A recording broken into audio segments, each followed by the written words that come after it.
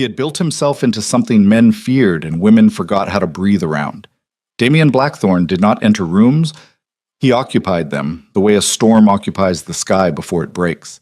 Every contract signed, every rival silenced, every title defended had been forged from one simple principle. Nothing gets in. Not doubt, not need, not the kind of weakness that makes a man kneel. So when Lady Evelyn Hartwell stood before him in the ballroom's brutal light and told him what she carried, his blood, his air, his last possible reason to feel anything, he looked at her the way winter looks at everything it kills, and smiled. If you've ever watched someone choose power over the only thing that could have saved them, stay until the end. This is that story. The chandelier above Hartwell Manor's grand ballroom held 200 candles, and every one of them was burning. Evelyn had counted them once, 3 years ago, on the night of their engagement, when the light had seemed like a promise. She did not count them now.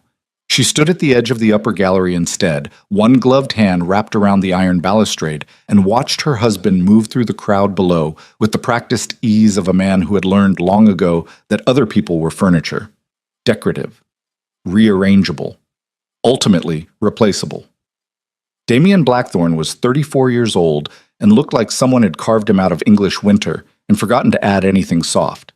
6 feet 2 inches of composed, deliberate stillness in a black evening coat, his dark hair swept back without vanity, the jaw set in that particular way that made other men unconsciously straighten their spines when he turned toward them. He was currently demolishing Lord Alderton's confidence with nothing more than 3 seconds of eye contact and a single quiet sentence that Evelyn was too far away to hear. She didn't need to hear it. She had been a student of his cruelties long enough to recognize the form. The ballroom was loud in the way that expensive gatherings always were. Laughter calibrated for audience, compliments delivered like invoices, the string quartet in the eastern corner producing music that no one was actually listening to. 3 months of the London social season compressed into one night of performance, and everyone here was performing something: virtue, wealth, contentment, harmlessness. Evelyn was performing the hardest thing in the room. She was performing a woman who had not yet made up her mind. She had been standing at this decision for 6 weeks. Not standing, suspended, the way you are suspended between the top of a staircase and the bottom of it in the single moment after your foot misses the step. The letter from Dr. Marchfield was locked in the bottom drawer of her writing desk. She had read it 11 times. She knew every word. She did not need the letter anymore. What she needed was a reason. Below her, Damien laughed at something Lord Pemberton said. It was his social laugh. Short, controlled, reaching the eyes by exactly 1 millimeter and stopping there. She had spent 2 years trying to find the real one. She had heard it precisely 4 times. Once when his horse cleared an impossible hedge at the Ashworth hunt, once during a thunderstorm when they were caught without a carriage and she had made some comment about the dignity of duchesses, once in the dark of their bedroom in the early months when things between them had not yet calcified into this, and once, just once, when he had watched her sleep and thought she wasn't awake to notice. She had been awake. She had not told him. She touched the fabric of her gown at the waist, a gesture so small and habitual she barely registered doing it anymore. The silk was dark green, chosen because it was the color he had once said suited her, in the days when he still said things like that. It had seemed important tonight, that detail. She recognized with the clear-eyed exhaustion of someone who has been hoping for too long that it probably shouldn't have. The decision crystallized somewhere between the second and third stare on her descent. She was going to tell him tonight, not because she believed it would change him. She had graduated past that particular grief months ago. She was going to tell him because she had promised herself, in the cold logic of those 6 weeks, that she would give him one honest chance, one real moment, stripped of performance and social armor, where she looked at him and told the truth and watched what he did with it. Whatever he did with it would be her answer. She had already packed one bag. The ballroom received her the way it always did. A slight reorganization of attention, the particular quality of being seen that she had never entirely gotten used to. The Duchess of Blackthorne. People made space for the title before they made space for her. She had been Lady Evelyn Hartwell before she was this, and sometimes in the early morning when Damien's side of the bed was already cold and empty, she tried to remember what that had felt like. Being only herself. She moved through the edges of clusters and conversations with the skill of long practice, deflecting without appearing to, redirecting without seeming rude. Lady Ashford wanted her opinion on the Countess Marlowe's gown. She gave it warmly and moved on. Young Mr. Cavendish tried to draw her into a conversation about the northern property disputes because he thought proximity to the Duchess of Blackthorn was proximity to the Duke, and therefore proximity to contracts. She smiled at him and said nothing useful, and kept moving. Damien was at the far end of the room by the time she reached the main floor. He saw her the moment she was close enough to matter.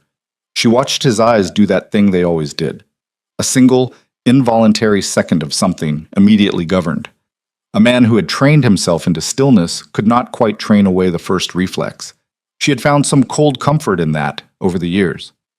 Evelyn. His voice was exactly what it always was. Measured, precise. The voice of a man who had decided at some point that warmth was a resource to be rationed. I wasn't aware you planned to come down. I wasn't either, she said.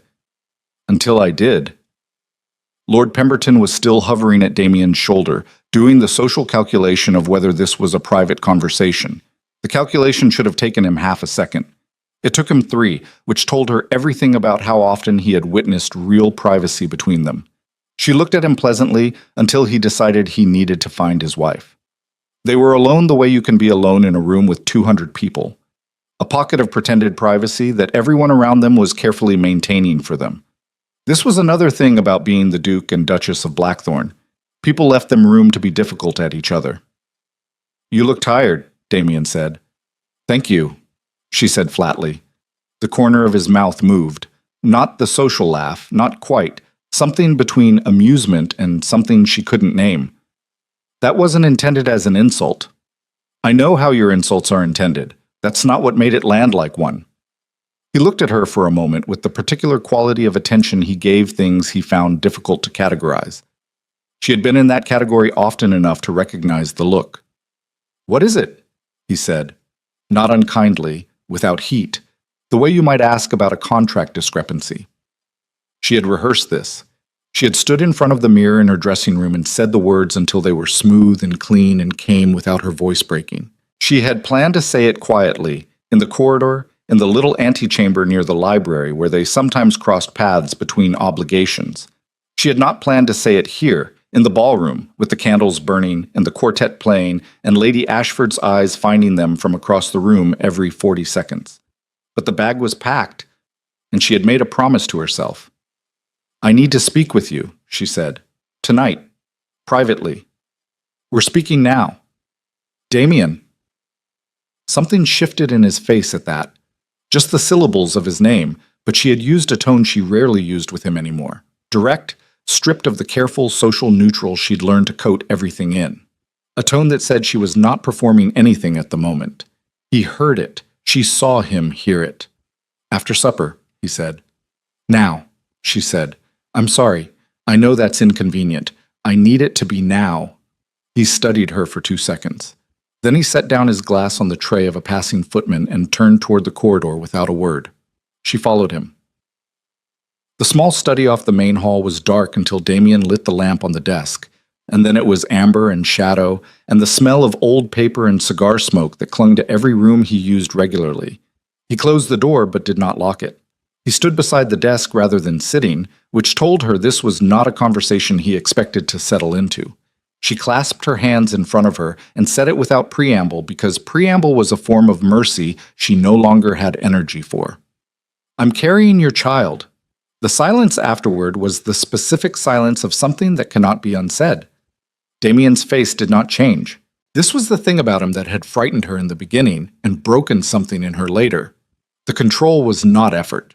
It was architecture. He had built it so deep that the structure was the man. Whatever moved through him in the 4 seconds after she said those words passed without reaching the surface. How long? He said. 3 months. You've known for 6 weeks. It was not a question. His eyes said he had already calculated backward from the change in her that he apparently had been cataloging without her awareness. Yes. You waited. I needed to decide. Decide what? The words were so clean, so perfectly, surgically stripped of the thing that a man who was not Damien Blackthorn would have put in them by now. The catch in the breath, the hand reaching, the involuntary crack in the armor that means another human being has just told you something that changes the shape of the world.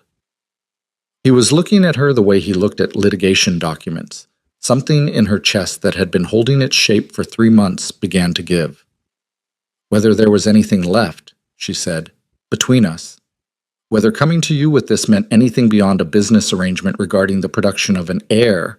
She heard her own voice and recognized it was steady only because she had practiced being steady. I didn't want to tell you and watch you assign it to your secretary. He said nothing.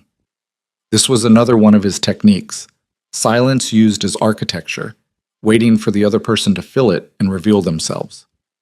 She had learned to stop filling it. She let it sit between them until it had enough weight that ignoring it required visible effort. Then she said the thing she had not planned to say, the thing the 6 weeks of cold logic had been built to protect her from saying, and which came out of her now because the bag was packed, and she was done protecting herself from her own voice. Damien, I am asking you not to make me leave. She watched him.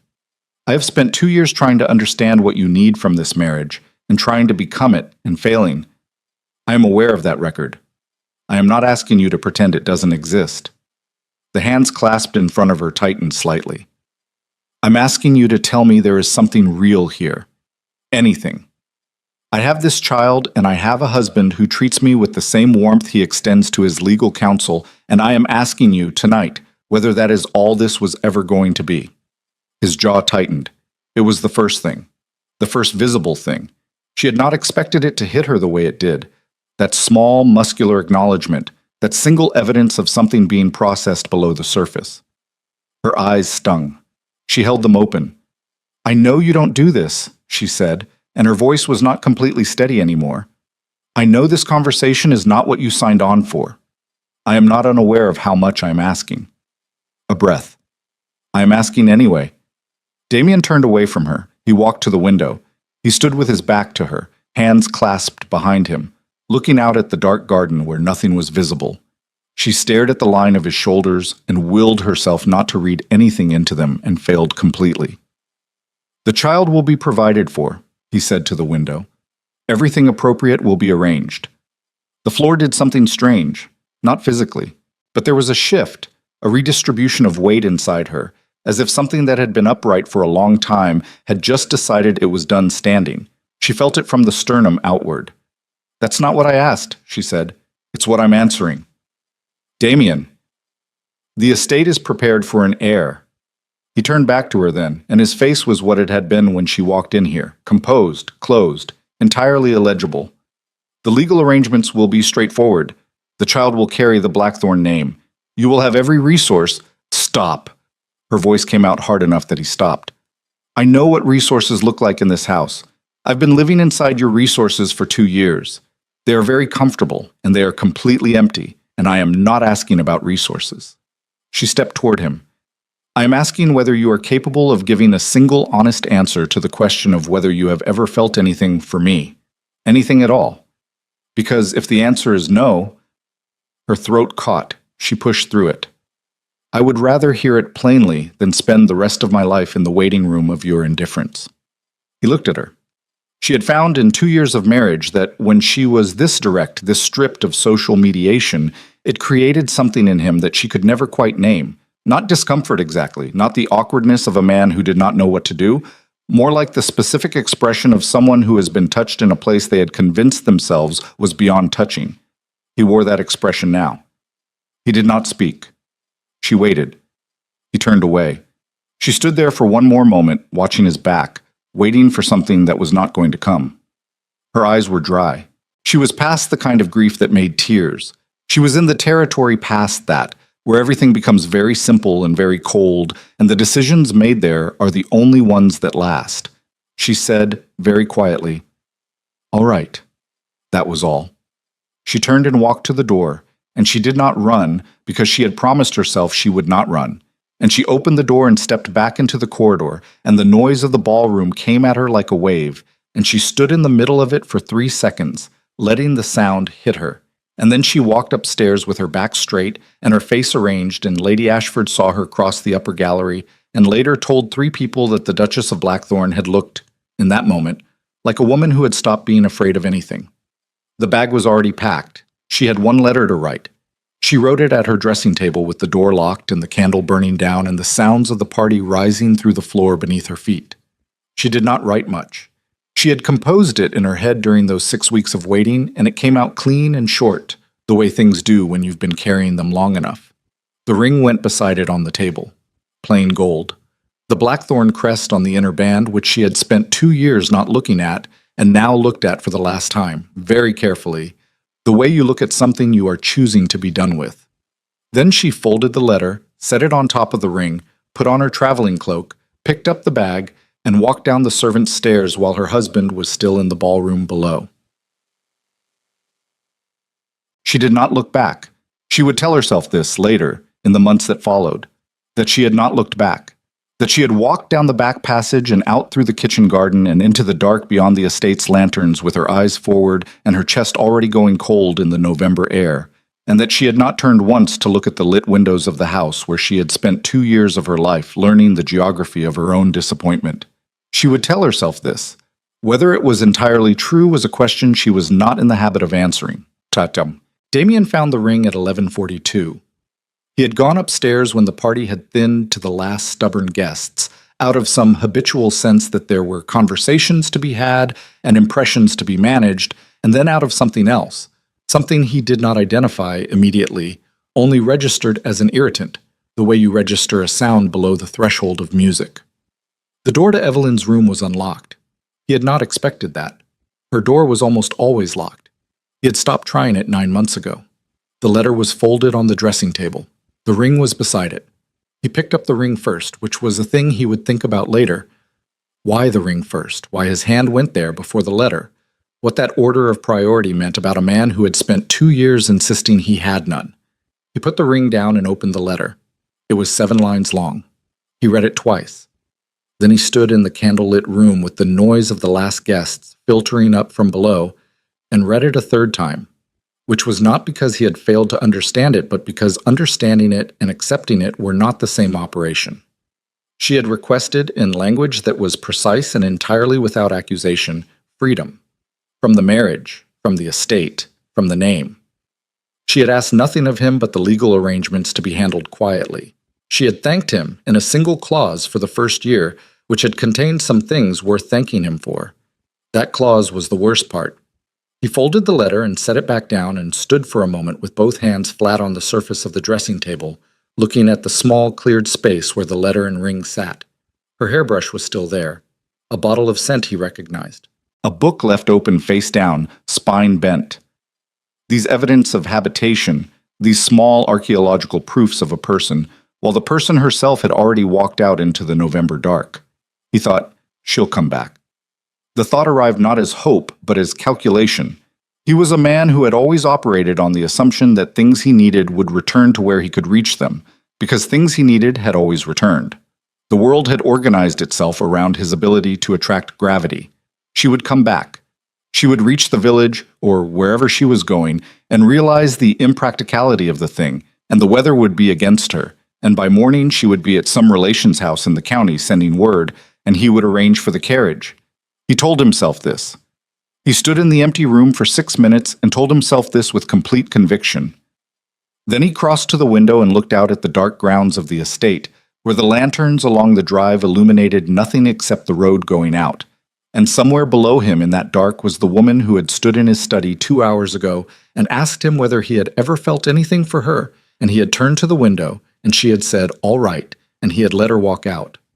Something inside him did a thing it had not done in a very long time. It did not have a name he was willing to give it. He put the letter in his coat pocket and went back to the party. At 12 past midnight, the last guests were shown out. At midnight, Damien sat alone in the study with the lamp turned low and a glass of brandy that he had not touched in 40 minutes, and the letter in his hand and the ring on the surface of the desk in front of him. The house was completely quiet. In the servants' quarters at the far end of the east wing, the first shifts of the night staff were settling. In the ballroom, the footmen were extinguishing candles in rows. He read the letter a 4th time. Then he put it down very carefully and sat with his hands loose on the armrests of the chair and looked at nothing in particular, which was a thing he almost never did. He was not a man given to stillness without purpose. Stillness was for those who had nothing to calculate. He was calculating now. It was not the child, or not only the child, though the child was there, a fact he had processed and placed carefully in a mental compartment during their conversation and had not yet retrieved. 3 months. She had known for 6 weeks and had waited, had been deciding. He understood, with a clarity that required no generosity to his own behavior, exactly what she had been deciding, whether anything was worth deciding about. He had answered that question. He had given her nothing. He had stood at the window with his back to her and told her about estate arrangements and legal provisions while she stood behind him and asked him whether she had ever mattered, and he had given her nothing, and she had said all right and walked out of the room and kept walking. He closed his hand around the letter. The fire in the grate had burned low. He did not tend it. Outside the study windows, the wind had picked up and was moving across the grounds with the particular directional force of late November in the North Counties, the kind of cold that made coaches dangerous and roads treacherous and solitary travel in the dark, a serious proposition for a woman traveling alone with... His mind stopped. He sat forward. She had packed a bag. One bag, which meant she had been planning this before tonight, had packed it before he had turned away from her at the window, had packed it in anticipation of exactly the answer she received because, on some level, she had already known. She had said, "I need to decide," and she had decided. And the deciding had involved a bag, and a letter, and a winter night, and a woman 3 months along, alone in the dark outside the estate walls, with whatever money she had managed to set aside, heading for a road toward... He stood up. The movement was not dramatic. He was not a man given to dramatic movement. He simply stood, with the specific quality of a man who has just realized that the thing he was calculating is no longer the relevant question, and walked to the bell pull. Henderson appeared in 50 seconds, which told Damien his valet had not yet gone to bed, which told him Henderson had been listening for the bell, which told him the staff knew more about the state of this marriage than he had intended. "Have Mrs. Hartwell's whereabouts been noted tonight?" Damien said. "By anyone on the estate?" Henderson was a man of 20 years' service and absolute discretion. His face did not move. "James in the kitchen reports the garden gate was unlatched at approximately 10:30, Your Grace. He thought it was one of the under-gardeners." 10:30, 2 hours and 15 minutes. "Get Connors," Damien said, "and tell him to bring a horse." "Your Grace, the weather?" "I heard you. Get Connors." He was already moving for the stairs when the thought hit him, not the thought about Evelyn, not the practical calculation of roads and villages and where a woman would go who had family in the northern counties and had grown up near Carlisle, but a different thought, from a different direction, that arrived like a blade. He stopped on the third stair. The letter from Lord Ashwick. 3 weeks ago. Something about the northern properties, something about a transaction being more complex than expected, something about interests he had not yet finished untangling. He had read it and filed it. He had other interests in the north. The Blackthorn name was heavy up there, and not always warmly. He had rivals, not enemies, he had always told himself, because enemies implied someone had gotten close enough to matter. Except. He stood on the third stair with his hand on the banister. 6 weeks ago, a man had been found asking questions in the village nearest the Carlisle property. Questions about the Duchess, about her habits, about whether she was often in that part of the county. He had dismissed the report as social curiosity. The title attracted attention. It always had. He had filed it. His wife had known she was carrying his heir for 6 weeks. His wife was now alone on a November road in the dark. The cold that moved through Damien Blackthorn in that moment had nothing to do with the temperature of the house. It moved from somewhere inside him that he had been maintaining at controlled temperature for so long he had forgotten the walls were his own construction, and it spread outward through his chest with the specific quality of something that has no polite name. It was not fear. He did not use that word for himself. He would think of a different word later. He turned and went down the stairs fast. "Connors," he said, when his steward appeared in the entry hall. "And get me the file from Ashwick, the northern properties, all of it, now!" Outside, the November wind pressed against the windows of Blackthorn Manor and found no entry.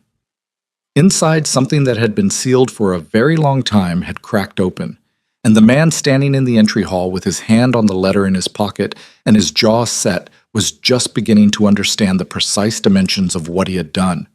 His wife was gone. His child was with her. And somewhere in the dark countryside that spread north from his estate, something other than grief was already moving. The Ashwick file was thinner than it should have been. Damien spread it across the study desk at 1:30 in the morning and went through it the way he went through everything, methodically, without the kind of urgency that made men miss things, and found, in the gap between what was there and what should have been there, the specific shape of a problem he had allowed himself to underestimate. The file contained correspondence regarding the northern properties, a boundary dispute with a Lord Harcastle of Cumberland, which was standard and tedious, a surveyor's report from August, 3 letters from his solicitor regarding the Ashwick coal rights, which were being contested by a consortium of northern investors with more ambition than title, and then, clipped to the inside back cover with the particular carelessness of something added as an afterthought, a single sheet in Henderson's handwriting that Damien had not seen before. He picked it up. It was a record of 2 incidents, both from October. The first was the man in the village, which he already knew about, asking questions about the Duchess's habits, her travel patterns, whether she visited the northern properties with frequency. The second was something Henderson had apparently judged insufficient to bring to his attention at the time, a report from the estate's outer gateman that a carriage had idled on the road opposite the main drive for nearly 2 hours one afternoon while Evelyn was in the garden. The gateman had noted it because the horses were expensive and the carriage bore no crest. When he'd approached, it had moved off without stopping. Damien read the sheet twice. He put it down. He stood with both hands flat on the desk, and the thing that moved through him was not panic.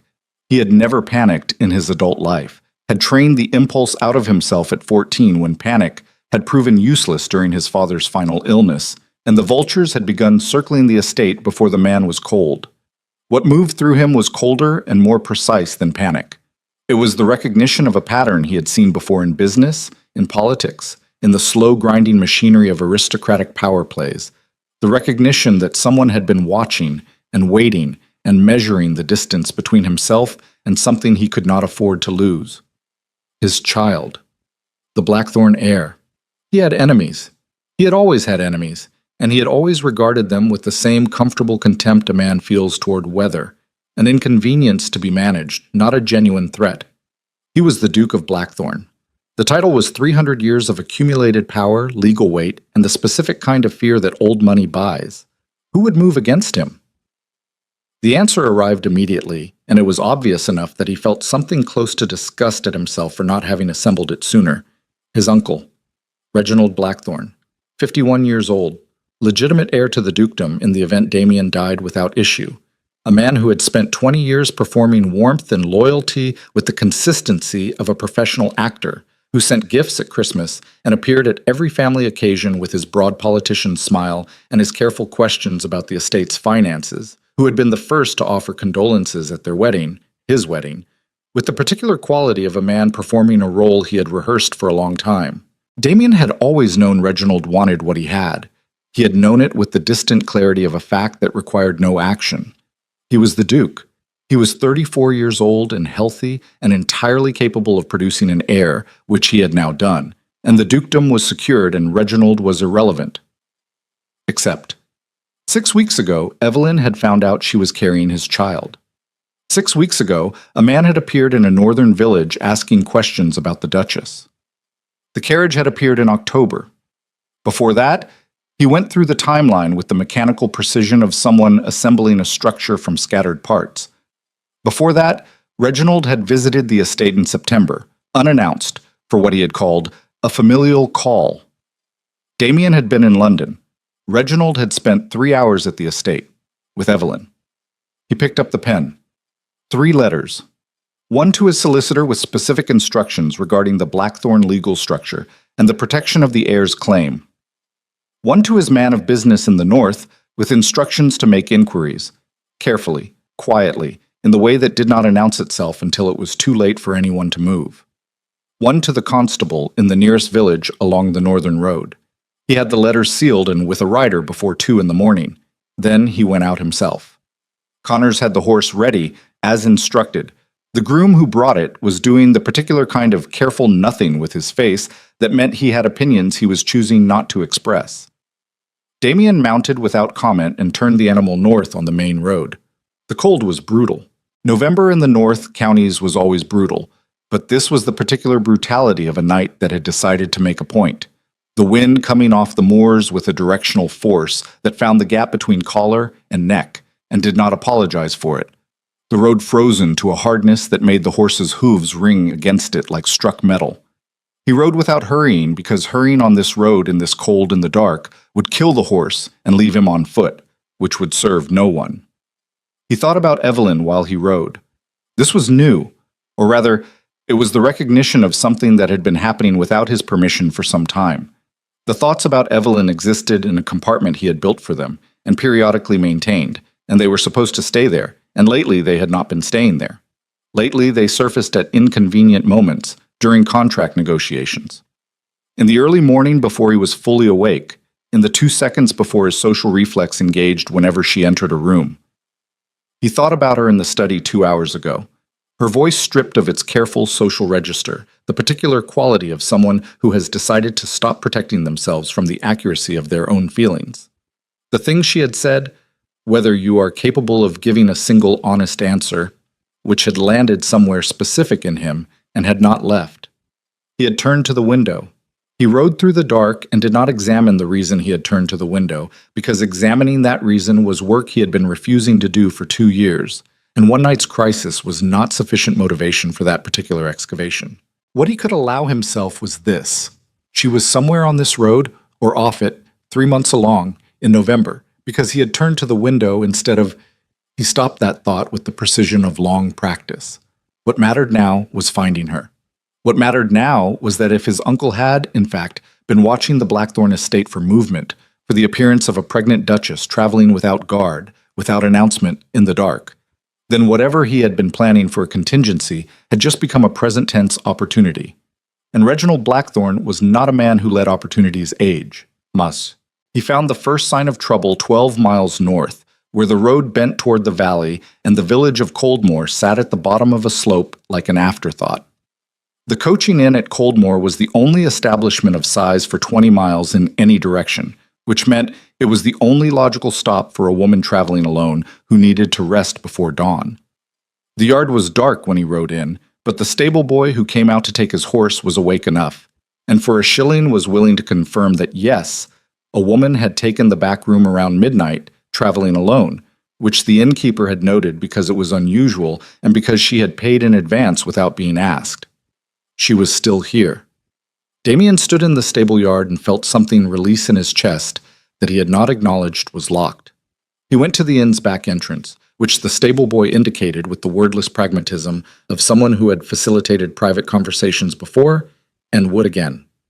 The innkeeper, a thick-set man named Pharaoh, who had clearly been pulled from sleep, regarded him with the assessing look of a man who had seen enough quality arrive at odd hours to know when not to ask questions.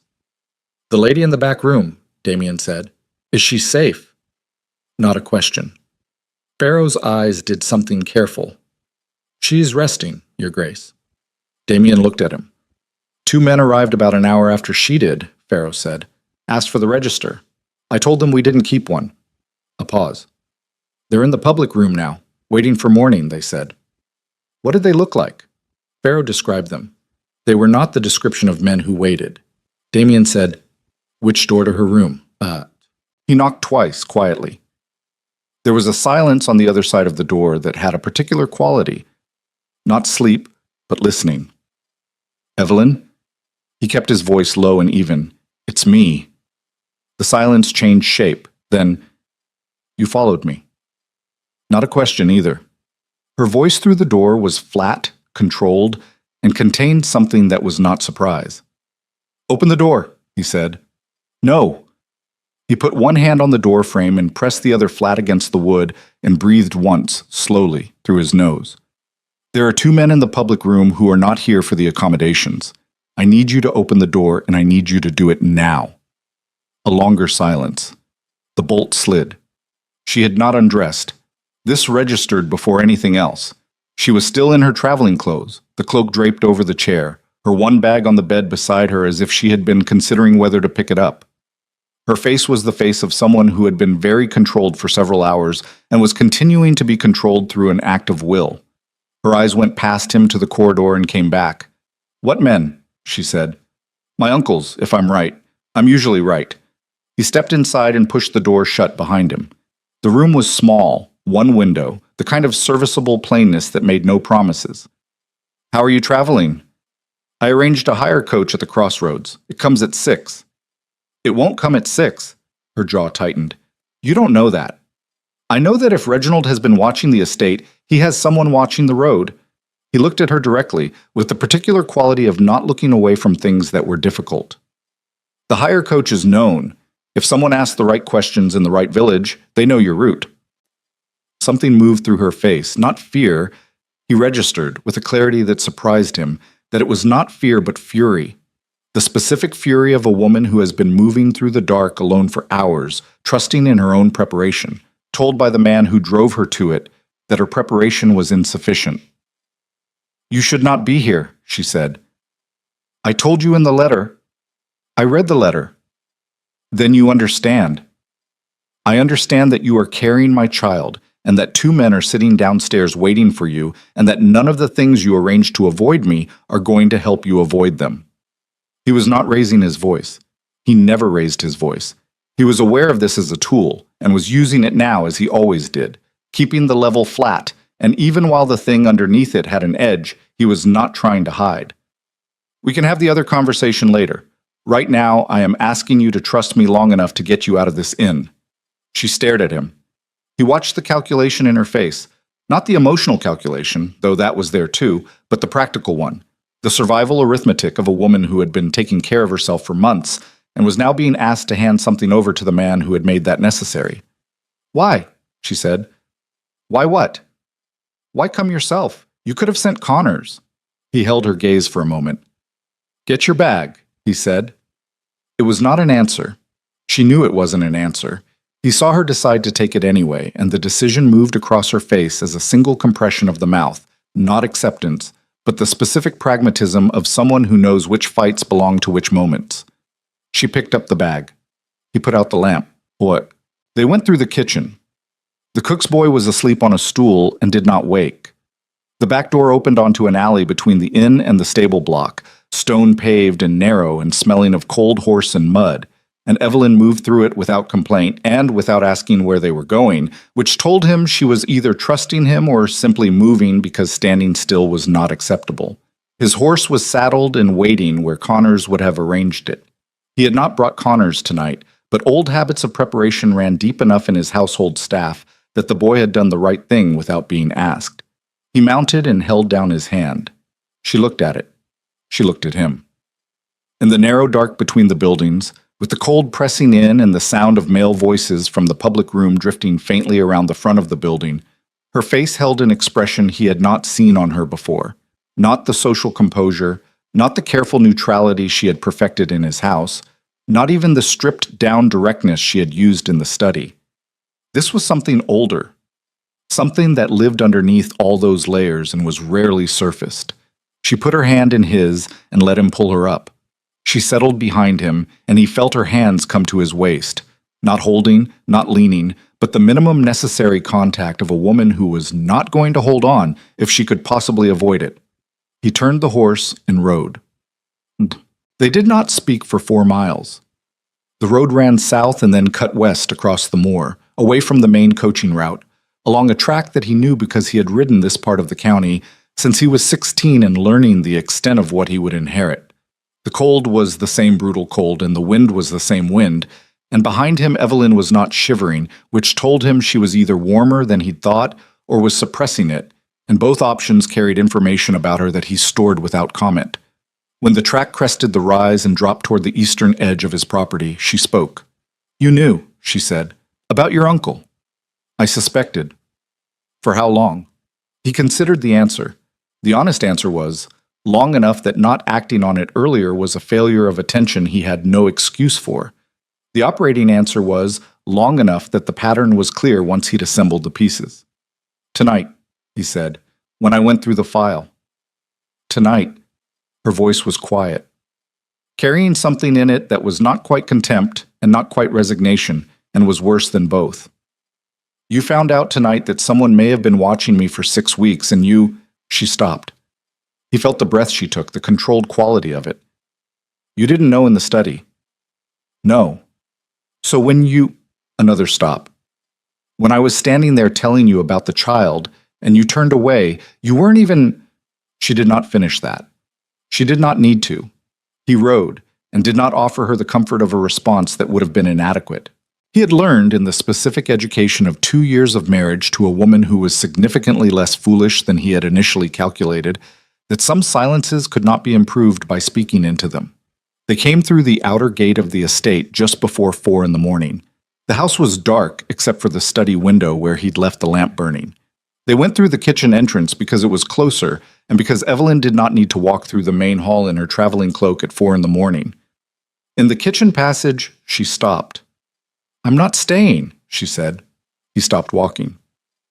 I came because you were right about the men, she said. Her voice was steady, controlled, exhausted in a way that had nothing to do with the hour.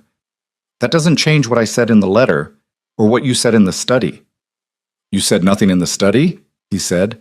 I said nothing in the study. That's what happened. The silence between them had weight. She was looking at him with the particular expression of a woman who has decided she is done flinching, and something in the directness of it did to him what her presence always did. That involuntary second of something immediately governed, except tonight the governing required more effort than usual. Evelyn, don't, she said it quietly. Don't say my name in that voice right now. I can't. She stopped herself, lifted her chin slightly. I need to sleep. We can discuss the arrangements in the morning. The arrangements, he repeated, for my leaving, done properly this time. Her eyes held his.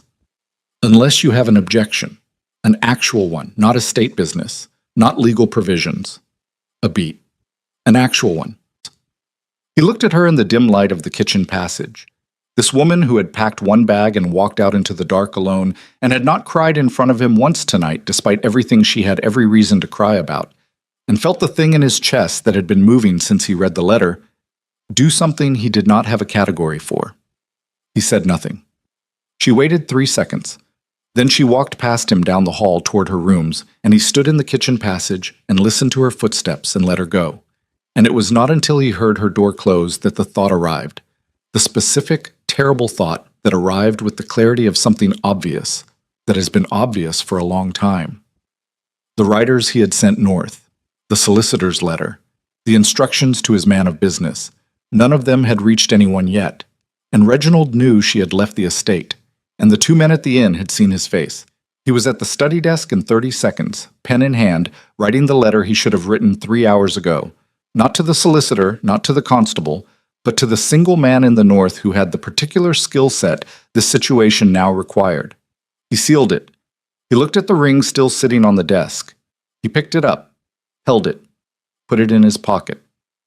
Outside the study window, the first gray light of a November dawn was beginning its slow claim over the moor, and somewhere in a comfortable house in the west of the city, Reginald Blackthorne was waking up to the news that the Duchess had not arrived where expected.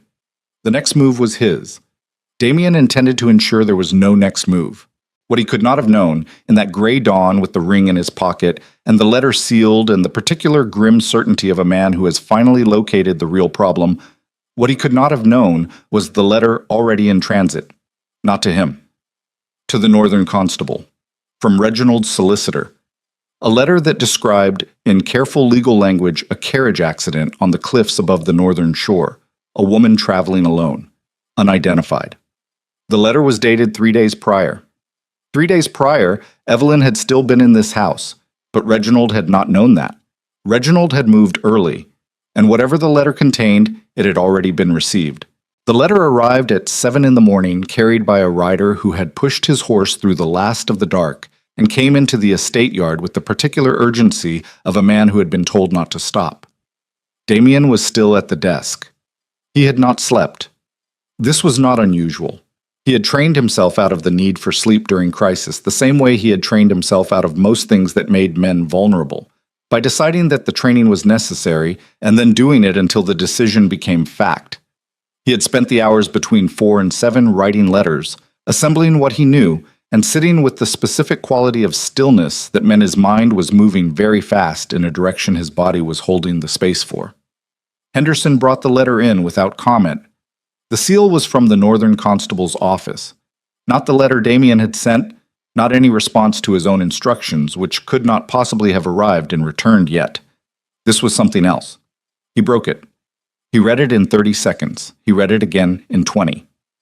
The letter informed him, in the careful, impersonal language of official correspondence, that a woman matching the description of the Duchess of Blackthorn had been reported in a carriage accident near the cliffs above Ardmore Bay 3 days prior. The carriage had gone over the northern edge. There were no survivors recovered. The report had been filed by a local landowner named Petrie, who had witnessed the accident from the coastal road. Investigation was ongoing. The constable offered his condolences and asked whether the Duke could confirm his wife's whereabouts. Damien set the letter down. He sat very still for a moment. Then he stood and walked to the door of the study and said, without raising his voice, "Get my horse." Henderson appeared immediately, which confirmed he had been standing within earshot. "Your Grace, and wake Connors, and bring me the name of every man my uncle has retained in the North Counties in the last 12 months. He turned back into the room to get his coat. "I'll want it before I leave."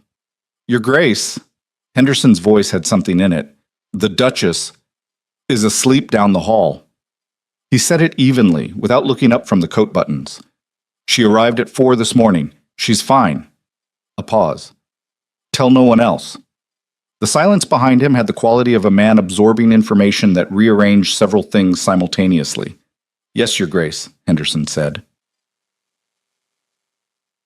Connors had the North Road memorized the way career men memorize the geography of their employer's concerns, which was to say, he knew every property, every tenant, every constable, and every man of business within 50 miles of every Blackthorn holding. He had been with the estate for 18 years. He was 61 years old and built like a fence post, and had the kind of face that had stopped being readable around the time he turned 40. Damien rode beside him and laid out what he knew in the flat, precise manner he used for situations that required other people to move fast without asking unnecessary questions. Connors listened without interrupting. This was one of the things Damien valued about him. When he was finished, Connors was quiet for a moment. "Petrie," Connors said, "you know the name." "I know the land. It borders the Ashwick eastern edge. There was a dispute about it 4 years back before your father died. Petrie wanted access rights to the coastal road. He was denied." Connors kept his eyes on the road. "He's been a tenant of your uncle's since the settlement." Something locked into place with the specific sound of a thing that should have been obvious. Damien looked at the road ahead and felt the particular sensation of a man who has been playing a game he didn't know he was in.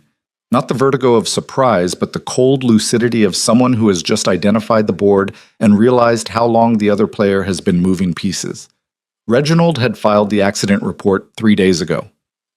3 days ago, Evelyn was still in the house, which meant he had prepared it in advance, which meant the plan was not reactive, not triggered by her actual departure, but preemptive. He had created the legal groundwork for the Duchess's death before the Duchess had done anything to make death possible.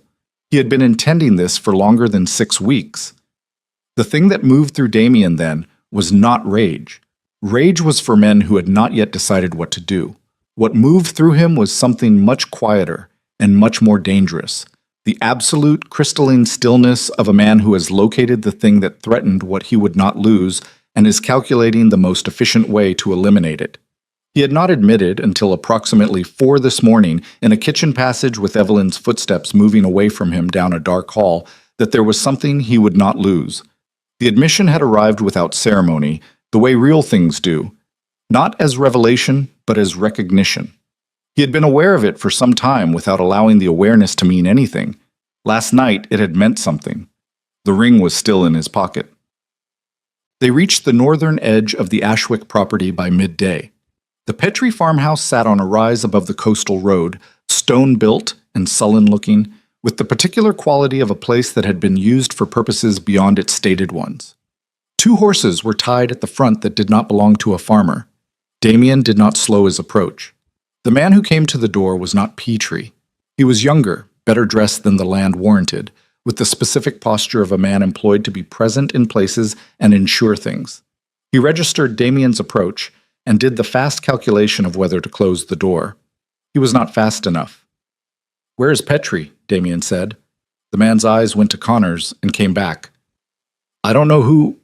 You know exactly who I am. Damien walked past him into the house. Where is Petrie? Petrie was in the back room. He was 60 years old, weathered, and wearing the expression of a man who had made a transaction he had convinced himself was clean until the other party arrived at his door. He stood when Damien entered, which was the reflex of a man who had spent a lifetime in proximity to title and then clearly wished he hadn't stood because standing made him more visible. Your Grace, he said. Damien looked at him for a moment without speaking. He had learned at some point in his 20s that silence applied at the right pressure did more structural damage to a man's composure than any direct accusation. He let it sit.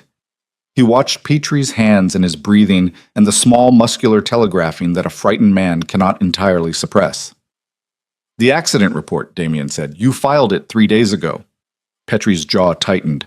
I witnessed. You witnessed nothing. Not raised, not heated, flat as a blade. The woman you described was in my house 3 days ago. She arrived at the estate at 4 this morning. She is there now. He took one step forward. You filed a report describing the death of my wife based on information provided to you by someone who paid for that description. I want to know the exact words that were used. I want to know when they were used, and I want the name of every person who was present for that conversation. Petrie said nothing. His hands were doing the thing they had been doing since Damien walked in. A faint, irregular movement, not quite trembling, the physical evidence of a man trying to hold very still while something inside him was not holding still at all. Mr. Petrie, Damien said, I have in my coat pocket a letter that will, when delivered to the appropriate solicitor, initiate proceedings against you for the filing of a false official report, the conspiracy to defraud the Blackthorn estate, and the facilitation of a documented threat against the heir to that estate. A pause. I also have the discretion not to deliver it, if the information I receive in the next 5 minutes is sufficient. Another pause. I am very good at deciding which option is more useful. I need you to give me something to work with.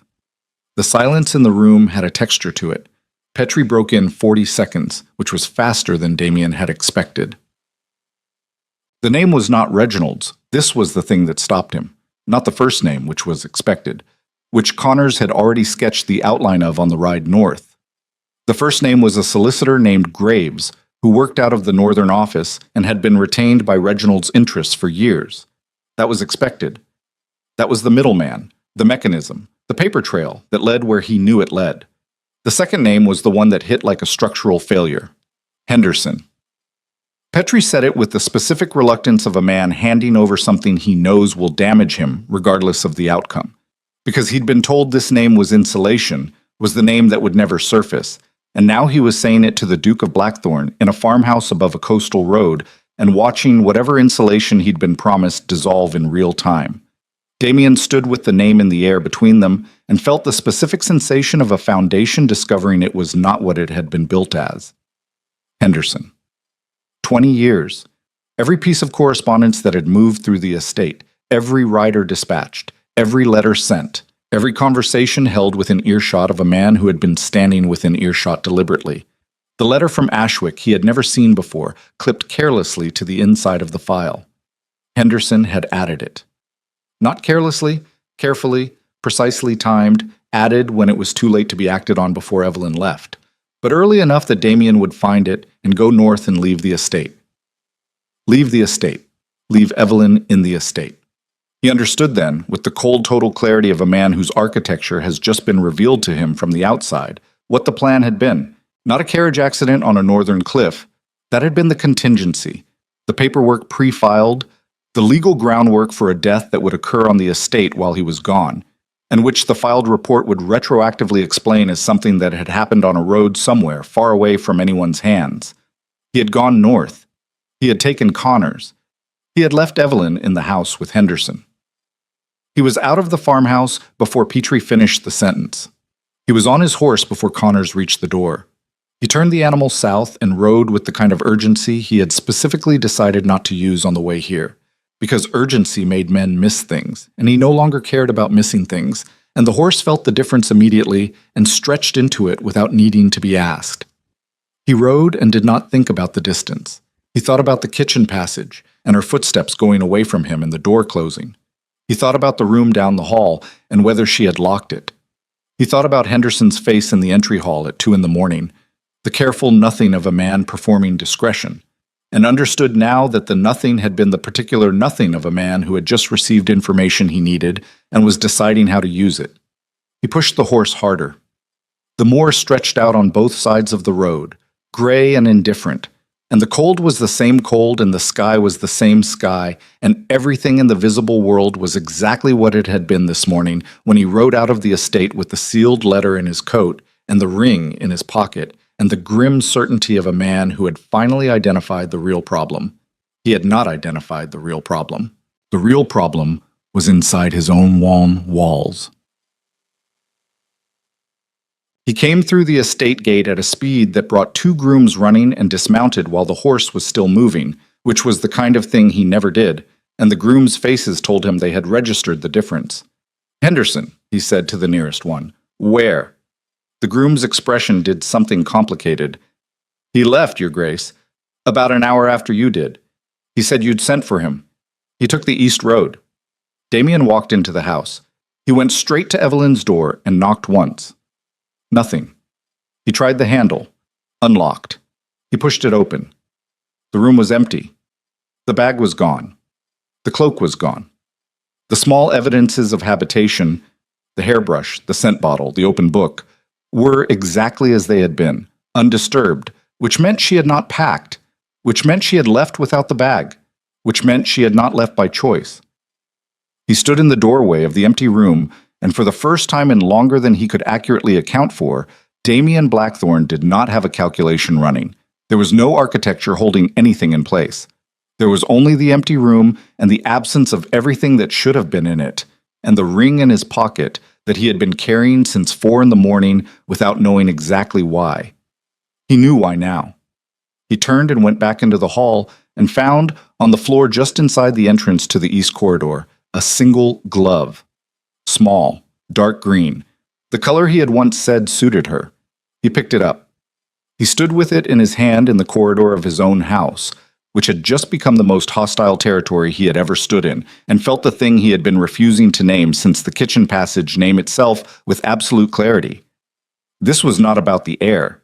This was not about the estate. He walked to the study, and he stood behind the desk where he had sat every morning for 2 years conducting the business of a life he had built specifically to require nothing that could be taken.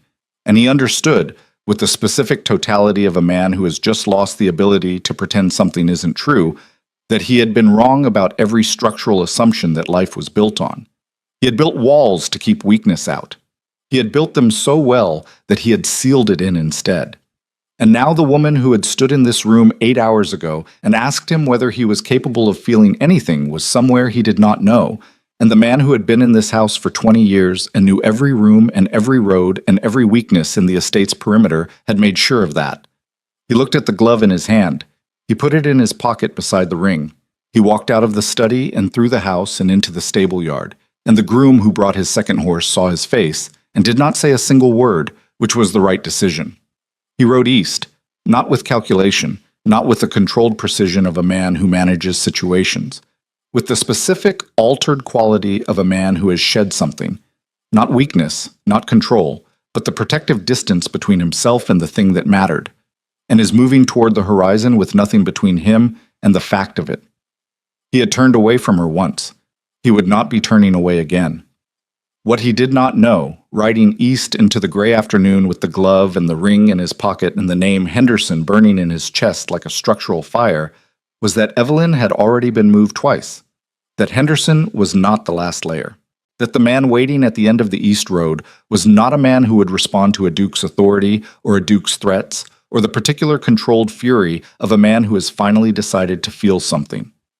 He did not know that before the day was out, he would be required to bleed for it. And he would not hesitate. The East Road ran 14 miles before it hit the coast. Damien knew this the way he knew the dimensions of every room in his house, not by consulting memory, but by the kind of bone-deep familiarity that comes from ownership spanning generations. He had ridden this road in summer, and in ice, and in the particular gray nothing of English autumn. and he knew where it bent toward the old Harcastle holdings, and where it narrowed above the cliff line, and where the abandoned fishing warehouses sat at the base of the Ardenmoor headland, stone-built and windowless and accessible only at low tide. He knew, which meant Henderson knew. He rode with his jaw set and the wind off the coast finding him before he reached it, carrying the salt smell of low tide and the particular cold of water that has no warmth to give. The horse was tiring. This was the second hard ride of the day, and the animal was honest about its limits in the way horses are, the stride shortening, the breath louder. He pushed it another 2 miles and then pulled back because a dead horse 14 miles from nowhere was a worse problem than a slower arrival. He was thinking about the glove. Not strategically. The glove was not a clue, not a navigational tool, not useful information. He was thinking about it the way you think about something that your hands know before your mind catches up. The specific weight of a small green glove in his coat pocket, sitting beside the ring, 2 objects that together constituted the entirety of what he was riding toward. He had spent 2 years being very precise about what mattered. Contracts. Title. The architecture of power that kept the estate intact and the name unassailable. He had built the precision like a wall and stood behind it, and called it competence and called it strength. And the wall had been real, every brick of it, right up until the moment it had not protected the one thing that apparently could not be protected by a wall. He did not spend time on the irony of this. He stored it for later, when there would be time for the particular education of understanding your own failures in real terms. Right now he was 14 miles from the coast on a tired horse with nothing except the knowledge that Henderson had taken the east road and the coast had warehouses, and the warehouses could hold a person in the dark for as long as someone needed them held. The cliff road appeared at the crest of the final rise, the sea opening beyond it with the abrupt totality of a view that had no preamble. Gray water, gray sky. The warehouses below, 3 of them, stone and salt-stained, their backs to the cliff, and their fronts to a narrow strip of beach that the tide had currently vacated. 2 horses outside the middle building. Not Henderson's. Different animals, better quality, the kind of horses that belonged to men who were paid enough to maintain them well. Damien counted the horses and counted the implications and put the horse he was riding into the trees 20 yards back from the cliff edge and went the rest of the way on foot. Quote, he came down the cliff path in the last of the afternoon light, and moved along the base of the stone wall of the first warehouse with the specific quality of a man who has done field work of this kind before. Not frequently, not by preference, but with the focused competence of someone who learned young that a duke's authority stopped at the edge of what could be enforced, and enforcement was sometimes a physical proposition. He could hear voices from the middle building before he reached the door. One he recognized. Henderson, older, quieter than he had ever sounded in the estate halls, stripped of the professional servant's careful modulation. The other 2 voices were male, functional, the voices of men who had been hired for specific work and were waiting to be told to begin it. And then, cutting through all 3, a 4th voice, his uncle's. Reginald Blackthorne was in the building. Damien stood with his back against the stone wall outside the closed door and felt the information settle into the structure of everything he already knew. Reginald was not supposed to be here. Reginald was supposed to be at a comfortable remove, in the city, surrounded by the social alibi of a man who had no knowledge of any northern difficulty, who would receive the news of the Duchess's tragic accident with appropriate grief, and who would be in a solicitor's office by the end of the week filing documentation for the reversion of the estate's title succession. Reginald was here because something had gone wrong with the plan. Damien coming north. Damien returning with Evelyn. Damien riding east before noon. Something had required his personal attention, and personal attention meant he had miscalculated the speed of Damien's response, and miscalculating the speed of Damien's response was the first real mistake Reginald had made in however long he had been doing this. Damien moved to the door. It was not locked. A locked door announced itself. An unlocked door in an isolated building below a cliff was its own kind of lock, the assumption of location as security. He went in. The warehouse was one large room, stone floor, the smell of old salt and timber, and something else underneath. 3 lanterns on the floor casting upward light that made shadows go the wrong direction. Henderson was nearest the door, which was why he saw Damien first, and the expression that moved across his face was something Damien had never seen on it before, Not guilt exactly, which would have implied a residual moral framework, but something more primitive. The expression of a man who has been caught not in a lie but in his actual nature, and finds that nature being looked at by someone whose opinion of it still matters to him on some vestigial level. Damien did not look at Henderson. Evelyn was against the far wall. Standing, not restrained, though the two men positioned near her made the restraint implicit. She was in her traveling cloak, which meant they had taken her before she could change, which meant before 8 in the morning. Her face when she saw him was the most unguarded he had ever seen it. Not relief, not the collapse into someone else's strength, but something harder and more complicated than that. The specific expression of a person who has been managing something alone and is now watching the management become shared, and is not yet sure what to do with the redistribution. Her eyes went to his coat, the small, involuntary inventory of a person checking for injury. He was not injured yet. Reginald was standing at the center of the room with a quality of presence that Damien recognized because he had grown up in proximity to it. The kind of assurance that old entitlement produces in men who have never genuinely had to fight for anything, but have watched others fight and taken notes. He was 60 years old, broad through the shoulders, his white hair a precise arrangement, wearing the expression of a man who had expected more time. Damien, Reginald said. The warmth in it was the social warmth, the politician's reflex, still operating even here, even now. This is not what it appears. Tell me what it appears, Damien said. I want to hear your version. Something shifted in Reginald's face. The warmth recalibrated, still present, but underneath it something older and harder surfaced. The actual face of a man who has been performing warmth for 20 years and is tired of the performance. The girl is fine, Reginald said. She will continue to be fine. I wanted to speak with her privately, away from me. Away from the estate's complications. A beat. You've made a mess of this, Damien. You know that. A pregnant wife who fled in the night, a carriage search, riders going north. The talk alone will damage the estate's standing for years. I came to manage the situation quietly. You filed a death report 3 days ago. Reginald was quiet for 1 second. Just one. That was a precaution, he said. A contingency in the event the situation became legally complex. You filed a report describing my wife's death before she had left my house. Damien's voice was the flattest it had ever been. There was nothing underneath it. No heat, no shake. The voice of a man who has moved beyond the territory where emotion is useful. You paid Petrie. You used Henderson. You had the succession documentation prepared. You were going to have her killed and file it as an accident and stand in a solicitor's office in London with the paperwork already clean and the title already moving. He looked at his uncle with an attention so total it was almost physical. How long? Damien, how long have you been preparing this? The silence in the room was the kind that happens when a question strips the last available pretense from a situation.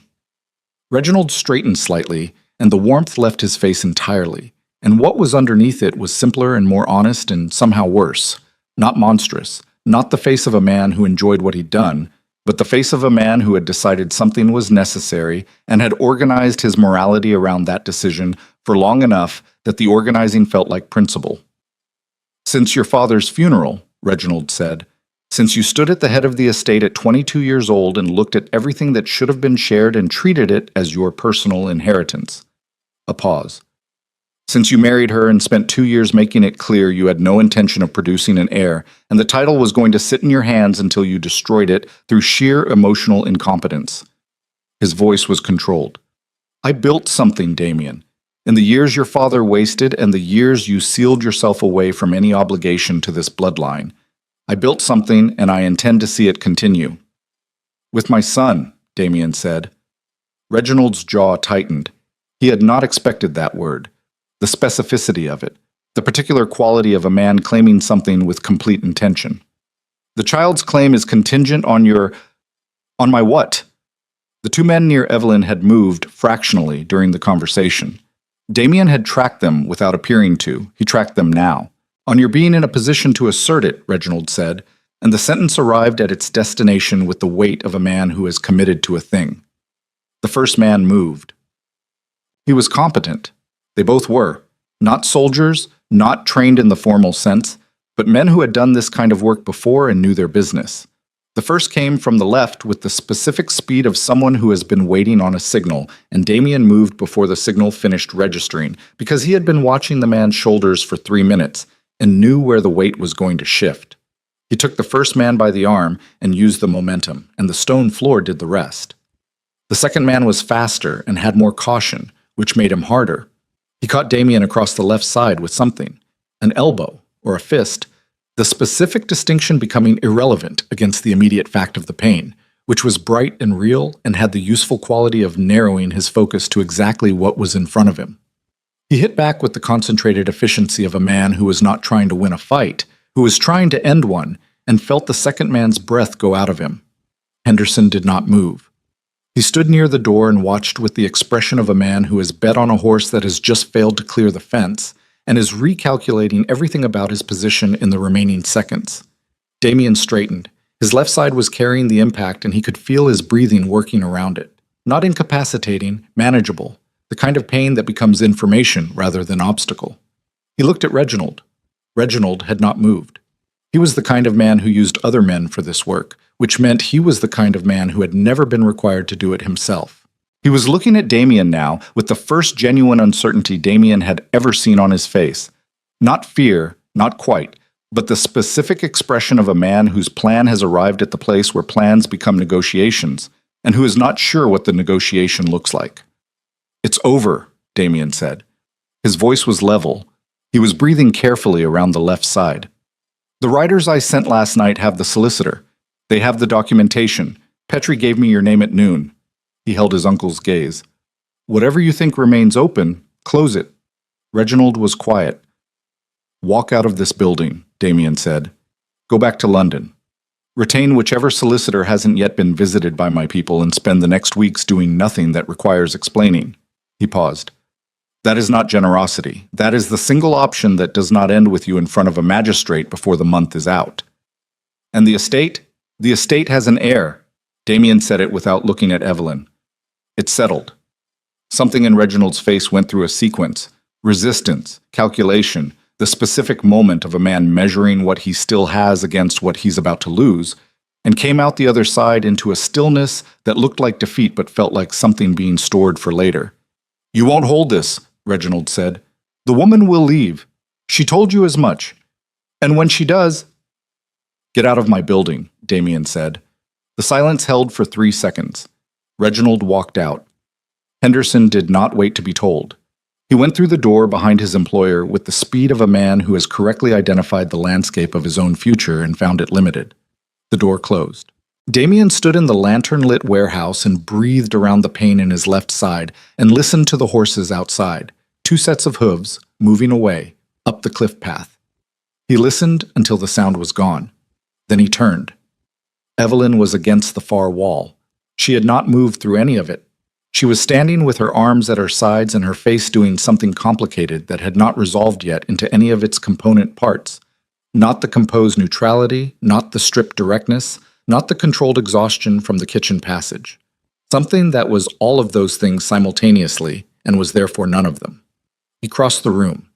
He stopped 4 feet from her, which was the distance of a man who was not going to close the remaining space without permission, and looked at her face in the lantern light, which was the wrong light for a face, the kind of light that was honest in the way that harsh light is honest. No flattery, no softening, just the face itself. "Are you hurt?" he said. "No?" Her voice was steady. "You are." "It's minor." Her eyes went to his left side and came back. She was doing the same thing she had done in the doorway of the warehouse, the inventory, the check, the involuntary assessment of damage.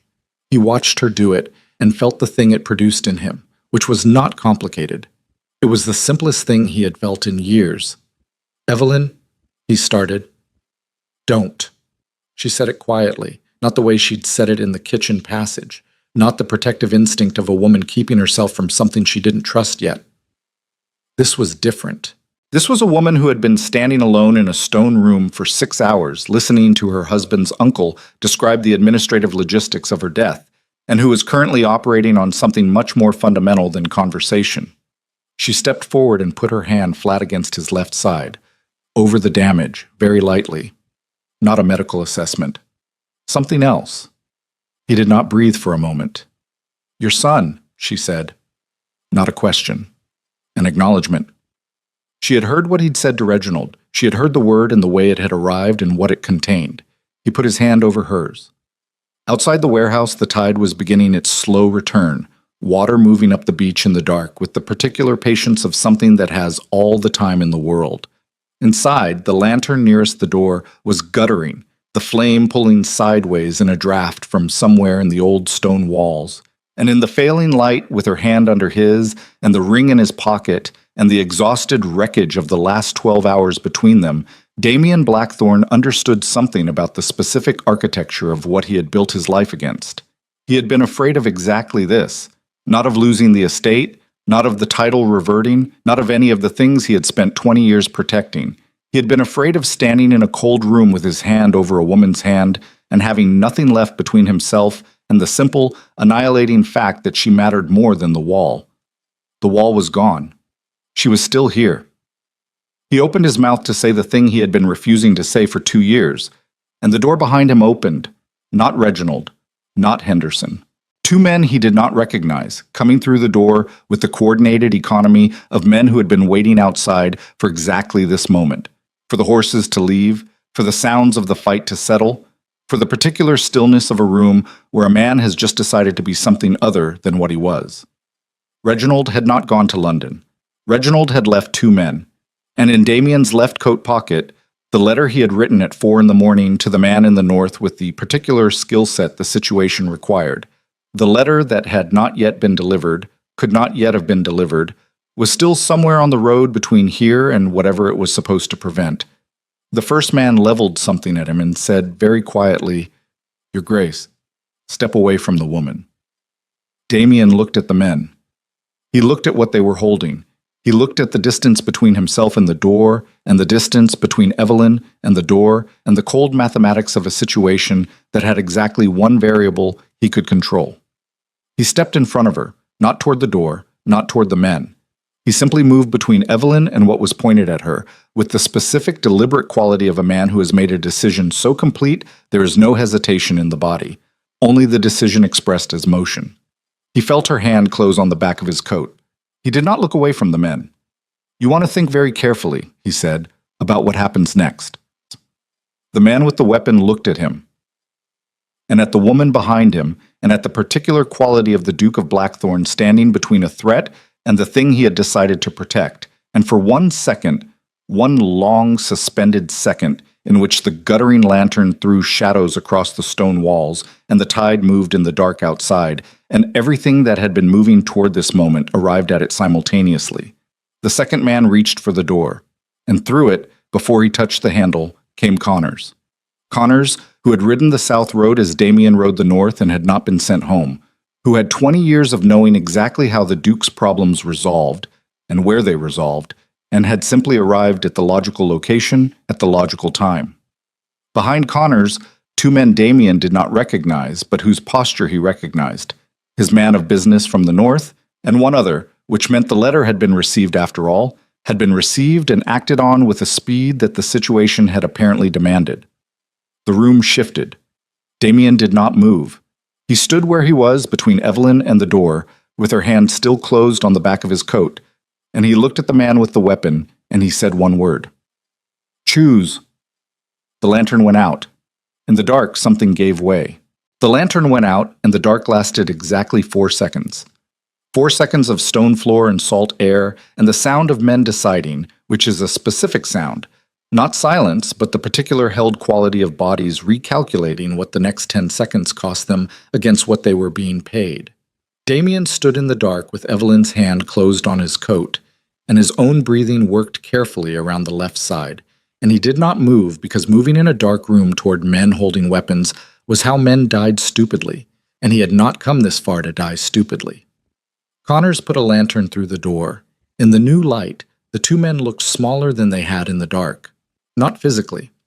They were the same men, the same size, the same equipment, but light had a way of stripping the theatrical weight from a threat, leaving only the practical arithmetic, and the practical arithmetic in the warehouse had shifted considerably in 4 seconds. Two of Connors's men inside now, one at the door. The man of business from the north with the particular posture of someone who had a magistrate's letter in his coat pocket and was prepared to produce it. The man with the weapon looked at Damien. Damien looked back. "Put it down," Damien said. Not loud, not heated. The voice of a man who has already decided how this ends and is extending the courtesy of letting the other person reach the same conclusion independently. The weapon came down. The second man sat on the floor without being asked, which was the specific behavior of someone who had been in this situation before and knew the geometry of it. Connors moved with the efficiency of a man who had been arranging consequences for 20 years and found the work familiar. The ropes were his own. He had apparently anticipated the need. He had also apparently sent for the local constable before leaving the estate, because the constable arrived 12 minutes later with two deputies and the particular expression of a man who had received a letter from the Duke of Blackthorn that morning and had spent the intervening hours hoping the situation would resolve itself before requiring his personal involvement. It had not resolved itself. He did his job. Damien gave his account in the flat, precise manner he used for legal documentation, not because he was performing calm, but because the adrenaline had metabolized into something else during the 4 dark seconds, something quieter and more settled, the specific stillness of a man on the far side of a thing he had been moving toward all day. He answered the constable's questions. He identified the men. He provided the name Reginald Blackthorn with the same tone he would have used for a weather report, and watched the constable write it down with the careful penmanship of a man who understood the weight of what he was writing. Through all of it, Evelyn stood to his right, not behind him, beside him, which was a distinction he registered without comment. She answered the constable's questions when asked, directly and without embellishment, and her voice had the quality he had first noticed in the study the night before, stripped of performance, accurate, belonging entirely to the person using it. When the constable was done, he took the 2 men and left. Connors took his men and stood outside. The warehouse was empty. "I'm timid." They walked up the cliff path in the dark. Damien went first because the path was narrow and he knew it, and because his left side made the footing require more attention than he was willing to admit, and he did not want her to see him manage it. She came up behind him with the sureness of someone who had spent the day in a stone room deciding she was not going to be diminished by it, and when they reached the top and the path widened, she came level with him and did not comment on the way he was breathing. Connors had 2 horses waiting. Evelyn looked at them and looked at Damien and said, "Can you ride?" "Yes." "That's not what I asked." He looked at her. "I can manage," he said. She held his gaze for a moment with the specific expression of a woman who has learned to hear what a man is not saying, and then she turned to the horses without comment, which was a mercy he did not deserve and accepted anyway. They rode back toward the estate side by side, not quickly, the horses finding their own pace in the dark. The coast fell away behind them and the moor opened up, and the wind that had been brutal all day had finally decided it had made its point and dropped to something merely cold. Stars were appearing in the east where the cloud cover had thinned. Damien rode and felt the distance between where they had been this morning and where they were now, which was not a geographical distance, but something else entirely. The particular distance a man crosses when he stops performing himself and starts being himself, which is a crossing that cannot be uncrossed. He had stood in front of a weapon and put himself between it and her without thinking, which meant without calculating, which meant the calculating part of him had been superseded by something that did not require a decision because it already was one. He had been afraid of exactly this, he thought, for years, this specific weightlessness of having admitted something that could not be unadmitted. It was not, he found, as destructive as he had expected. It was, in fact, the only thing all day that had felt like ground. Mad. They reached the estate at 11 at night. The house was lit, more than usual, the kind of lighting that meant the staff had been awake and waiting and had seen the riders coming from a distance. The housekeeper met them in the entry hall with the expression of a woman who had spent the day managing her own fear and was now managing its release, and Damien saw her eyes go to Evelyn and then to his left side and back to Evelyn, doing the same inventory Evelyn had done in the warehouse. "Mrs. Hale," he said, "the Duchess will need the East Room prepared. Hot water, whatever she needs." He paused. "And send for Dr. Marchfield." "For me or for you?" Evelyn said beside him. "Both," he said. Mrs. Hale took Evelyn upstairs with the quiet authority of a woman who had been managing this house since before Damien was born and knew exactly when to ask questions and when to simply move. He watched them go. Then he went to the study. He sat behind the desk and did not light a lamp and looked at the dark room for a long time. The ring was still in his pocket. The glove was still there beside it. He took them both out and set them on the desk surface in front of him, side by side, and looked at them in the dark. He had built this room, this desk, this title into the whole of what he was. He had done it deliberately, beginning at 14 when his father's illness had made the estate's vulnerability visible, and he had decided with the cold clarity of a boy who was about to become responsible for everything that vulnerability was the enemy, that the only reliable protection was not needing. That a man who could not be reached could not be hurt, and a man who could not be hurt could not lose, and a man who could not lose was safe. He had been wrong, not about the mechanics. The mechanics were accurate. He had been right that a man who did not feel could not be leveraged through his feelings. He had built a dukedom of considerable power on exactly that principle, and it had served him well in every room except the ones that mattered. He had been wrong about what safety was for. He had built a fortress and locked himself inside it and called that survival, when survival, the actual thing, not the performance of it, was what Evelyn had been doing since the day she arrived in his house and refused to stop being herself, despite every reason he had given her to disappear into the wallpaper.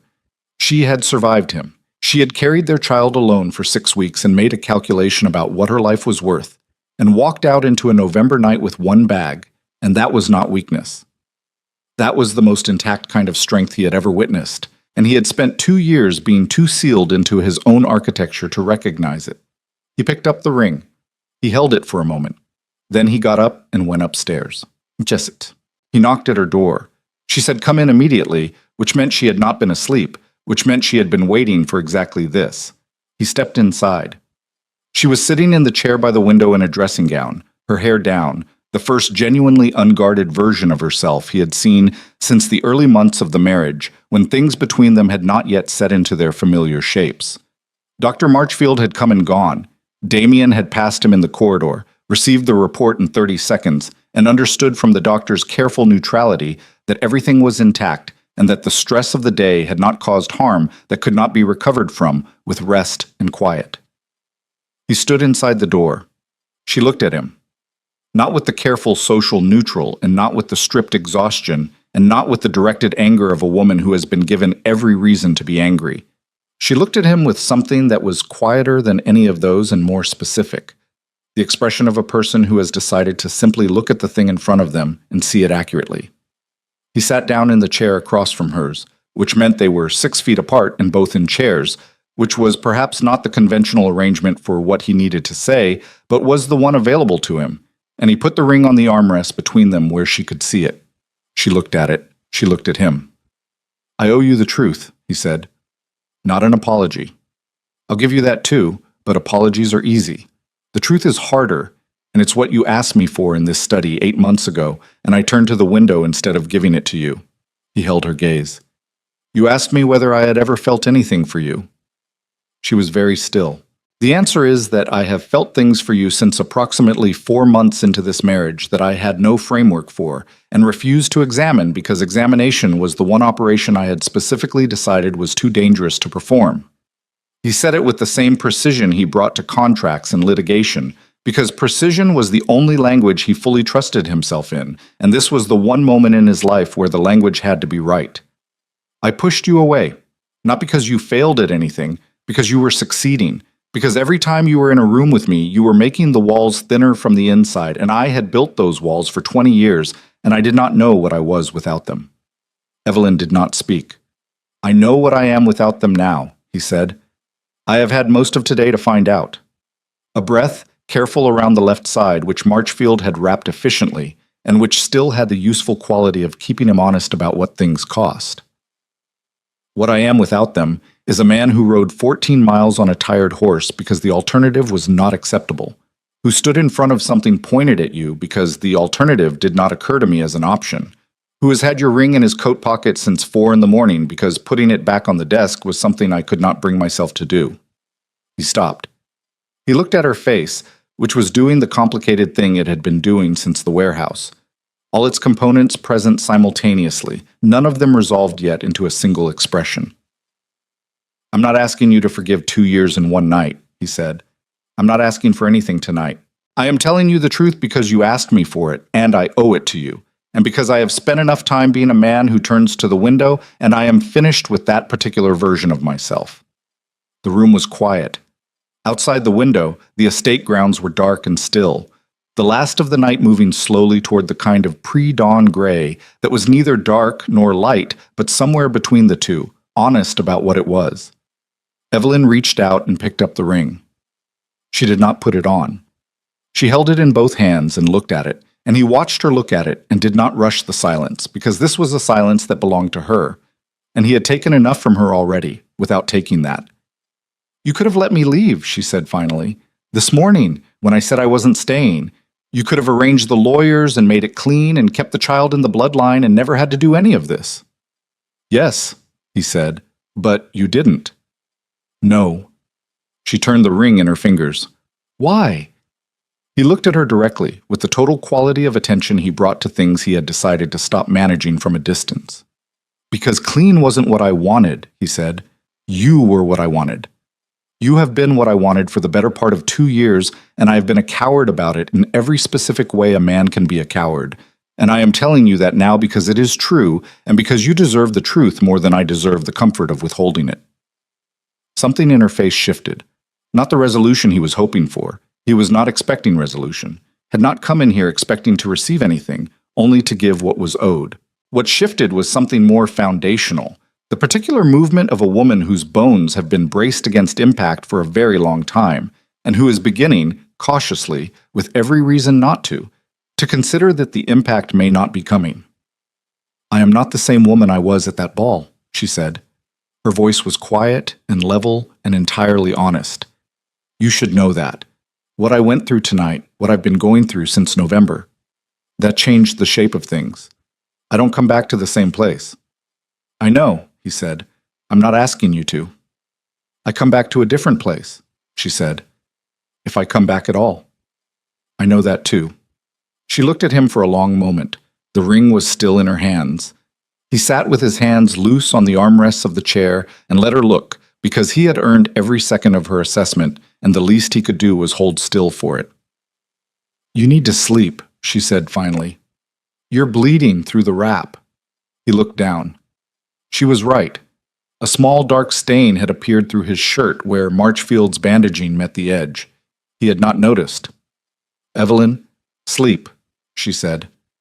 "We're not going anywhere." She looked at him with something that was not yet warmth but was not closed against it. The specific expression of a door that has not been opened but has unlocked. "Neither of us is going anywhere tonight." He stood. He looked at her for a moment, at this woman in the chair by the window with his ring in her hands and their child between them and the long, complicated wreckage of 2 years spread out around them like a landscape that would require more than one conversation to cross. He nodded. He went to the door. "Damien." He turned. She was looking at him with the direct, stripped quality that had undone him in the study 8 months ago and had been undoing him ever since in the places he refused to examine. "The first year," she said. "There were things worth keeping from the first year. I want you to know I haven't forgotten that." He stood in the doorway and felt what that cost her to say, and what it meant that she said it anyway, and understood that this was what genuine strength actually looked like. Not the walls, not the controlled indifference, not the architecture of a man who had decided not to need anything. This. A woman who had been given every reason to seal herself shut, and had chosen, against the evidence, to stay open to what might still be possible. He had a great deal to learn from her. He thought he might spend a considerable amount of time doing it. "I know," he said. "I haven't forgotten either." He went to bed, damped. Spring came to Blackthorn Manor the way it always did, without announcement, arriving gradually in the morning light, and the temperature of the air and the particular quality of the grounds, when everything that had been closed through the winter decided it was done with the cold. The child was born in February. A boy, as Damien had told Reginald with the specific intent of a man claiming something he meant to keep. He was named James, which was Evelyn's father's name, and which Damien had offered without being asked, which was one of a series of gestures across those months that were not grand and were not dramatic, and were simply the daily work of a man learning to be present in a life he had previously administered from behind glass. Reginald did not contest the succession. The magistrate's letter had contained sufficient material to make contesting it an act of considerable personal risk, and Reginald was, above all things, a man who calculated risk. He retreated to his property in Wales and was not heard from in any direction that mattered. Henderson's replacement was a woman named Carver, who had been running the household accounts for the estate's northern property for 11 years and who had the useful quality of having no allegiances except to competent management. She reorganized the study filing system in her first month with an efficiency that Damien found both useful and faintly humbling. The charities came later and came from Evelyn. She brought the idea to him in April, sitting across the desk in his study the way she had begun to do. Not by appointment, not formally, but with the easy directness of a woman who had stopped needing to announce herself. She laid out the framework in clear, specific terms. Properties in 3 counties, legal protection for women who had left marriages without the resources to contest the exit, funding for children born outside the formal structures that the aristocracy used to sort the legitimate from the discarded. She was watching him with the particular expression she wore when she was waiting to see whether he would disappoint her. He read the framework twice. He looked up. "You'll need a separate legal structure," he said. "Not the estate solicitor, a separate engagement, so the charities operate with independent standing." He turned the paper over and began writing. "And the northern property would work better than the city ones for the residential element. More space, less visibility from the kind of people who would find reasons to object." She was quiet for a moment. "You're not going to argue about the cost," she said. "No." "Or the optics with the house?" "No." He kept writing. "The house has spent 300 years deciding which children count.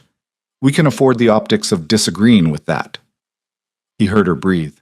Just once, a particular quality of breath, not relief exactly, but the specific release of a woman who has been braced against an argument that did not arrive.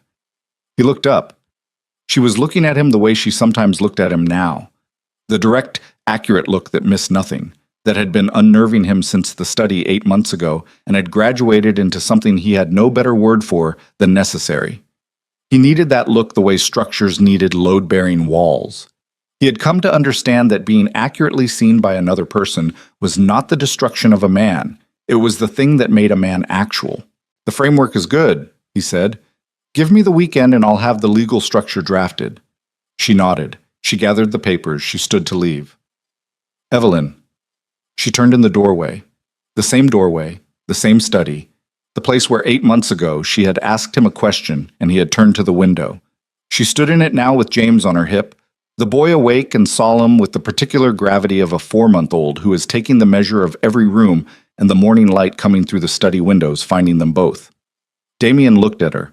There was nothing articulate he could produce for what he felt looking at her in that doorway, with the light and the child and the long complicated road of everything they had survived to arrive at this particular Tuesday morning in spring. He was not, he had discovered, a man who produced the articulate version of things easily. He produced the accurate version, which was sometimes the same thing, and often wasn't. He got up from the desk. He crossed the room and stopped in front of her, close enough that James reached out one hand and closed it experimentally on his coat lapel, with the casual property of a child who had decided this person was part of the permanent landscape. Damien looked at the small hand on his lapel and then looked at Evelyn. She was watching him with the unlocked expression. Not the closed door and not the thrown-open door, but the door standing ajar, the way it had been standing since November, the way it had been inviting him for months to simply walk through it at the pace the thing required. He put the ring on her finger. He had been carrying it for months by then, not always in his pocket, but kept. On the desk. On the nightstand. Present in the daily geography of a life being rebuilt from its actual components rather than its performed ones. He had been waiting for the moment that was not a gesture, not a production, not the kind of thing designed to be witnessed, just the moment that was right.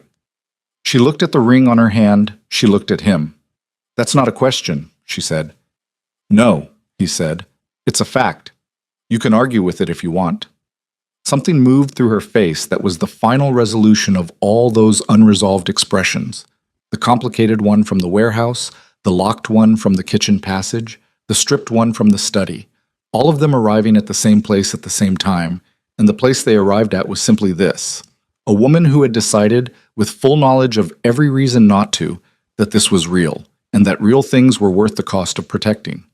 She did not argue with it. She shifted James to her other hip and used her free hand to close the front of Damien's coat where it had come open at the collar, a gesture so ordinary and so specific that it hit him somewhere below all the architecture, in the place where ordinary things live that no wall has ever been built to protect against because no one thinks they need protecting from something that small.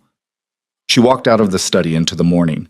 Damien stood in the center of the room that had been his fortress and his prison and his only legible language for 20 years. And he was not the Duke of Blackthorn in that moment in any way that the title had ever meant. Not the cold man, not the controlled man, not the man who had decided at 14 that the only safe position was above everything and therefore alone in the elevated cold of it. He was a man who had been taken apart by a November night and a one-bag departure and a question he had turned away from and had been put back together differently, which was the only way that things rebuilt from their actual materials ever came back. Not the same shape, not the original architecture, but truer than the original. Load-bearing in the places that mattered. Open in the places that had been sealed.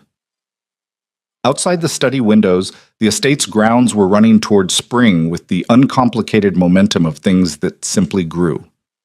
The lawns. The garden his wife walked through in the mornings with their son. The paths between the buildings that were no longer patrolled by the specific silence of a house that had given up on warmth. He had not known, standing in his father's study at 14 and deciding what survival required, that survival and living were not the same operation. That the machinery of not losing and the actual experience of having something were entirely different countries with no road between them except through the thing he had spent 20 years calling weakness. He knew now. He had paid the specific price of learning it, which was the only price education of that kind would accept, and he would spend the rest of his life, not in grand gestures, not in dramatic reversals, but in daily, ordinary, unspectacular presence, making certain that what he had almost lost understood, in every small legible way available to him, that he knew what it was worth. The spring light moved across the study floor and reached the desk, and the ring was no longer there. And somewhere in the house, a child made a sound and a door opened and the day continued. That was enough. That was, it turned out, everything.